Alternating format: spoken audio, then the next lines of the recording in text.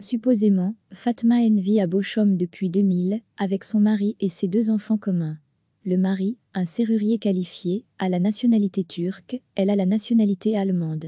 Début 2008, Fatma a divorcé et a déménagé avec ses enfants dans un foyer pour femmes à Dorsten. Des antécédents de violences domestiques sont probables.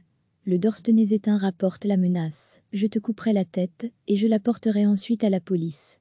En décembre, Mehmet attire sa femme dans une embuscade dans la zone piétonne de Dorsten. Il lui tire la tête en arrière et lui plante un couteau dans la gorge, sous les yeux de leur fils commun. Un témoin dira plus tard que l'agresseur a presque coupé la tête de sa femme. Certains journaux parlent de l'abattage d'un être humain. Après cela, l'auteur s'éloigne calmement de la scène du crime, avec son couteau ensanglanté d'environ 30 cm de long. Plus tard, il se présente à la police, avoue le crime, mais prétend ne se souvenir d'aucun détail.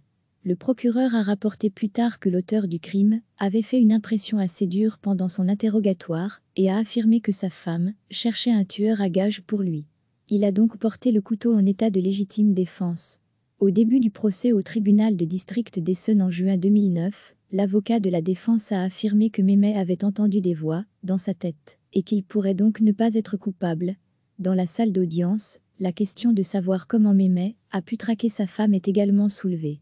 Il avait mis un téléphone portable truqué dans le sac d'école de son fils et utilisé le suivi des téléphones portables pour savoir où ils étaient.